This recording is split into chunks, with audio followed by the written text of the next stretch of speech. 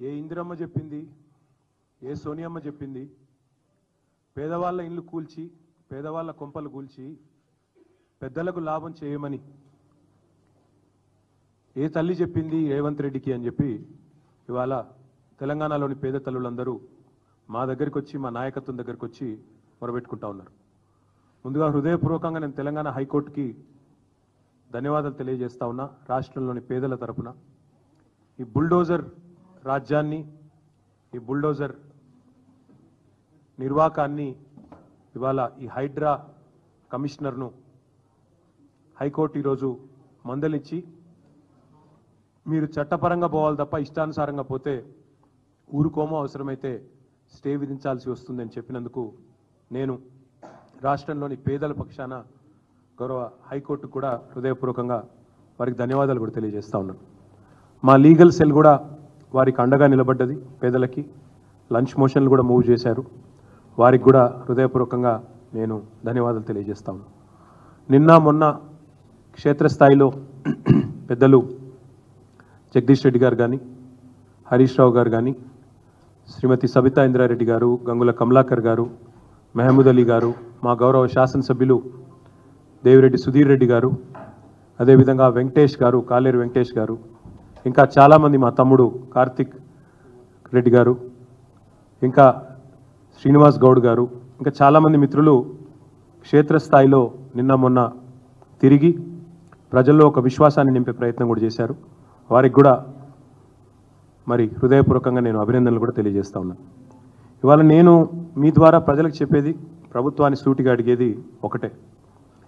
అసలు ఎవరి కోసం చేస్తున్నారు ఈ ప్రాజెక్టు ముందుగా చెప్పాలని చెప్పి నేను రాష్ట్ర ప్రభుత్వాన్ని అడుగుతా ఉన్నా. మీ ప్రాధాన్యాలు ఏంటి? మీరు ఇచ్చిన వాగ్దానాలు ఏంటి? మీరేం చెప్పారు?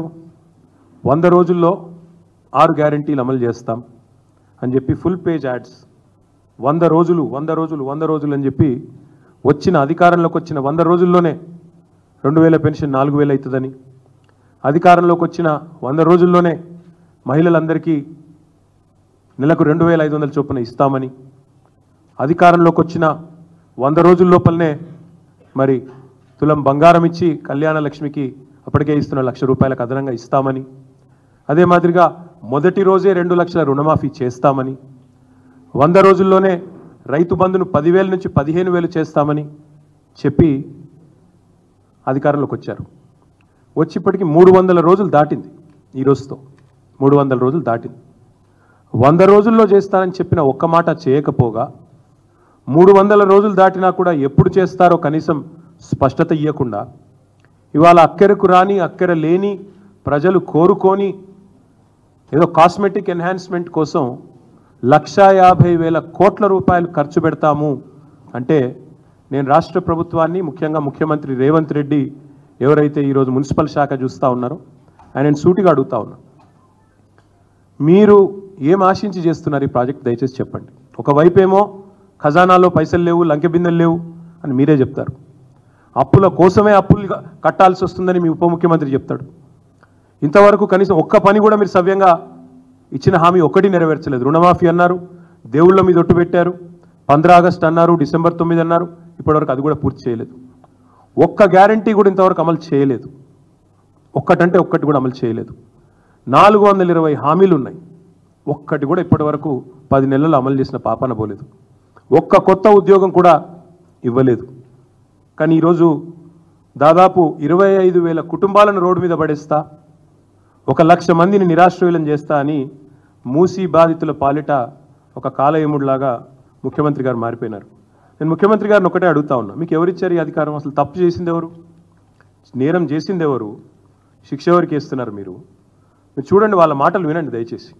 ఎవరైతే బాధితులు ఉన్నారో మా దగ్గరకు వచ్చి చెప్తా ఉన్నారో వారి మాట దయచేసి మీరు వినండి, వారి ఆక్రందనలు వినండి. 1994లో మీ కాంగ్రెస్ ప్రభుత్వం ఉన్నప్పుడే మాకు పట్టాలు ఇచ్చారు, మాకు రిజిస్ట్రేషన్లు అయినాయి. అప్పటి నుంచి ఇప్పటి వరకు అక్కడే ఉంటున్నాం. 30-35 ఏళ్ళ నుంచి ఉంటున్నాం, 40 ఏళ్ళ నుంచి ఉంటున్నాం, 50 ఏళ్ళ నుంచి ఉన్న వాళ్ళు ఉన్నాం. కాంగ్రెస్ ప్రభుత్వంలోనే మాకు పట్టాలు వచ్చినాయి, కాంగ్రెస్ ప్రభుత్వంలోనే మా రిజిస్ట్రేషన్లు అయినాయి, కాంగ్రెస్ ప్రభుత్వంలోనే మేము ఇల్లు కట్టుకున్నాం అని చెప్పి వాళ్ళు చెప్తా ఉన్నారు. ఈరోజు వాళ్ళు అడుగుతూ ఉన్నారు, మరి ఆనాడు రిజిస్ట్రేషన్ చేయించుకున్నప్పుడు కానీ, బిల్డింగ్ పర్మిషన్లు ఇచ్చినప్పుడు కానీ, ఆనాడు ప్రాపర్టీ ట్యాక్స్ కట్టించుకున్నప్పుడు కానీ, మాకు కరెంటు కనెక్షన్ ఇచ్చినప్పుడు కానీ, మంచినీళ్ళ బిల్లు కట్టుకున్నప్పుడు కానీ ఆ రోజు లేని అభ్యంతరాలు ఈ రోజు ఎందుకు వస్తున్నాయని వాళ్ళు అడుగుతున్న సూటి ప్రశ్నకు ప్రభుత్వం దగ్గర సమాధానం ఉందా అని నేను అడుగుతాను. రెండవది, ముఖ్యమంత్రి గారు ఒక మాట అర్థం చేసుకోవాలి. అసలు ఒక పేద మధ్యతరగతి కుటుంబానికి ఇల్లు అనేది జీవితకాలం వాళ్ళు చేసిన కష్టానికి ప్రతిరూపం. ఇల్లు అనేది ఒక ఇమోషన్. ఇల్లు అనేది ఆ కుటుంబం మొత్తం కలలుగానే ఒక సౌధం. అదేదో కేవలం ఒక 4 ఇటుకలు లేదా 2 రాళ్ళు పెట్టి కట్టిన ఒక కట్టడం కాదు. ఇల్లు అనేది ఒక జ్ఞాపకాల పొదరిల్లు. అలాంటి ఇల్లును మీరు నిర్దాక్షిణ్యంగా కూల్చేస్తామంటే ఆ బాధ మీకు తెలియకపోవచ్చు రేవంత్ రెడ్డి గారు, మాకు తెలుసు. మా కుటుంబం స్వయంగా కేసీఆర్ గారి కుటుంబం ఒకసారి కాదు 2 సార్లు డిస్ప్లేస్ అయ్యాం మేము. మా నాయనమ్మ ఊరు పోసాన్పల్లె అని అప్పర్ మానేరు డ్యాంలో 1940లో మునిగిపోతే అక్కడి నుంచి తట్టాబుట్టా తీసుకొని మేమంతా చింతమడకకు వచ్చింది మా కుటుంబం. మా అమ్మమ్మ ఊరు, మా అమ్మగారి అమ్మ ఊరు మొన్న మిడ్మానేరులో మా ప్రభుత్వం వచ్చిన తర్వాతనే 2014 తర్వాత మా అమ్మమ్మ గారి ఊరు కూడా మునిగిపోయింది. మా జ్ఞాపకాలు, ఆ ఇల్లు అన్నీ అక్కడే పోయినాయి. సో ఒకసారి కాదు 2 సార్లు డిస్ప్లేస్ అయిన ఫ్యామిలీ మాది. మాకు తెలుసు ఆ బాధ ఎట్లుంటుందో తెలుసు. ఒకసారి నిర్వాసితులుగా మారితే ఆ ఊరితో అల్లుకున్న జ్ఞాపకాలు కానీ, ఆ ఇంటితో అల్లుకున్న కొన్ని ఆశలు, ఆకాంక్షలు కానీ ఎట్లుంటాయో మాకు తెలుసు. మీకు తెలియకపోవచ్చు రేవంత్ రెడ్డి గారికి. ఎందుకంటే మీలాగా అయాచితంగా లకీల్రాలో వచ్చినట్టు ధన్మనే ఊడిపడలేదు ప్రజలు. పాపం కష్టపడి ఇదే మీ కాంగ్రెస్ ప్రభుత్వమే, ఇలా మీరు ముఖ్యమంత్రి కావచ్చు కానీ గతంలో మీ కాంగ్రెస్ ముఖ్యమంత్రులు ఉన్నప్పుడే అన్ని అనుమతులు తీసుకొని కట్టుకున్న ఇండ్లు ఇవి. 20, 30, 40 ఏళ్ళ కష్టంతో, రెక్కల కష్టంతో కట్టుకున్న ఇండ్లు.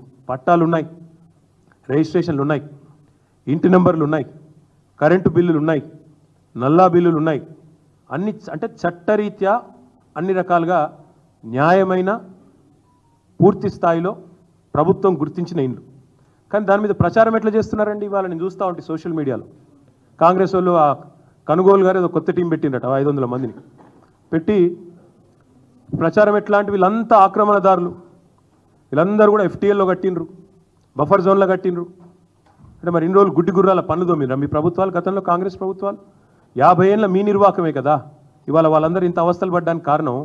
50 ఏళ్లలో ఎన్నడన్నా పట్టించుకున్నారు? ఇగో ఇది 2016లో మా ప్రభుత్వం వచ్చిన తర్వాత ఫస్ట్ టైం హైదరాబాద్లో చెరువులు, వాటి యొక్క FTL, వాటి బఫర్ జోన్లు డ్రా చేస్తూ ఫస్ట్ టైం ఒక జీవో ఇచ్చిన ప్రభుత్వం మా ప్రభుత్వం 2016లో. అంటే అదివరకు 1956 నుంచి 2016 వరకు, అంటే సరిగ్గా 60 ఏళ్ళు ఒక్కరంటే ఒక్క ప్రభుత్వం కాంగ్రెస్ ఉన్నా, మిగతా ప్రభుత్వాలు ఉన్నా కనీసం వాటి బౌండరీస్ కూడా డ్రా చేసే ప్రయత్నం చేయలేదు. ఎట్లా వస్తే అట్లా పట్టాలు ఇచ్చారు, రిజిస్ట్రేషన్లు చేశారు, FTL చూడలేదు, బఫర్ చూడలేదు, ఏది చూడలేదు, కట్టిపారేసిండ్రు, ఇచ్చి పారేసిండ్రు. ఈరోజు ఇప్పుడు 2024వ సంవత్సరంలో వచ్చి మీరు ఆక్రమణదారులు, మీరు తప్పు చేసిండ్రు. నేను అడుగుతా ఉన్నా, మీకు దమ్ముంటే చేత అయితే మొదలు ఎవరైతే పర్మిషన్ ఇచ్చిండ్రో వాళ్ళ మీద చర్య తీసుకోవాలి. హైకోర్టు కూడా అదే చెప్పింది కదా. ఎవరైతే పర్మిషన్ ఇచ్చిండ్రో ఆనాడు, ఎవరైతే అధికారులు, ఎవరైతే ఆనాడున్న ప్రభుత్వాలు, ఎవరెవరైతే ఈ ఆక్రమణలను, మీరు ఈరోజు ఆక్రమణలు అంటున్నారు కదా, వాటిని ప్రోత్సహించిన వాళ్ళు ఉన్నారో మీ ప్రభుత్వాలే గతంలో, వాళ్ళ మీద చర్య తీసుకో. ఎందుకు మరి మేము 2016లో వచ్చి ఈ జీవో ఇచ్చేదాకా ఎందుకు మీ ప్రభుత్వాలు ఎన్నడూ పట్టించుకోలేదని నేను అడుగుతా ఉన్నా.